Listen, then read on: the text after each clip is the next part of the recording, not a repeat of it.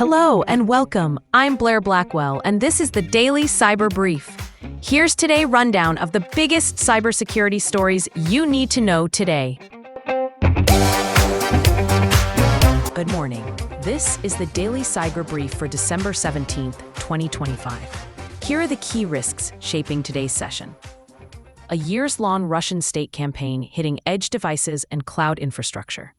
Cloud identities abused for crypto mining, and fresh pressure around Fortinet's laws and industrial control advisories.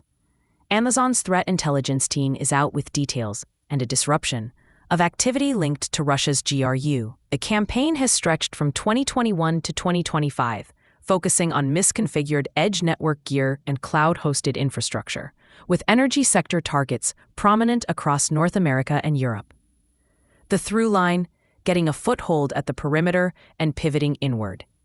Amazon says it intervened against active operations aimed at customers' cloud environments. Meanwhile, a separate campaign is abusing compromised AWS identity and access management credentials to spin up cryptocurrency mining. First detected by Amazon's Guard Duty on November 2nd, the activity uses new persistence tricks to hang on inside cloud accounts. It's not the most sophisticated objective, but it's costly, noisy, and underscores how quickly exposed keys turn into real spend and real risk. On the vulnerability front, attackers are already exploiting newly patched Fortinet authentication bypass issues to grab admin access and siphon configuration files. It's a reminder that high-value network and security appliances remain prime targets in the window between patch release and broad deployment. At the browser layer, two stories worth noting. Researchers flagged a ghost poster campaign hiding malicious JavaScript inside the logo images of Firefox extensions. Over 50,000 downloads to monitor activity and plant a backdoor. And a popular proxy extension, Urban VPN Proxy, was found harvesting data from AI chatbot conversations across multiple assistants. A privacy hit with obvious implications for organizations experimenting with generative AI. For critical infrastructure, CISA released 7 new ICS advisories. One highlights a critical issue in Hitachi Energy AFS, AFR, AFF series related to radius message integrity, rated severe and affecting equipment used in the energy sector. Another details plaintext credential storage in Mitsubishi Electric GT Designer 3 that could enable unauthorized operation of GOT HMIs. Johnson Controls PowerG and IQ panels also received attention for weaknesses that could let an attacker read or modify encrypted traffic or replay packets. Together, these advisories point to the continued importance of basic cryptography hygiene in OT environments. Separately, Venezuela's state oil company, PDVSA, reported a cyber incident that disrupted export operations, while other reports described broader impact. The company downplayed allegations about the source, but it's a fresh data point on the fragility of industrial supply chains when IT and OT converge.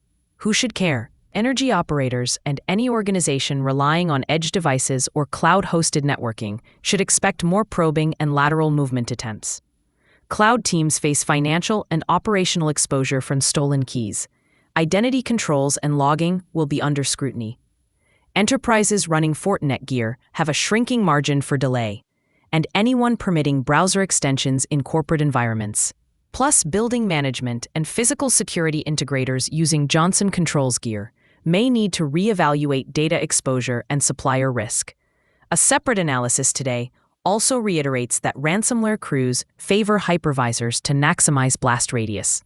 Looking ahead, watch for additional technical reporting or takedown updates from Amazon on the GRU activity, and for further exploitation notes around the Fortinet issues. Extension store removals and updates may continue, and operators should expect vendor follow-through on the ICS advisories.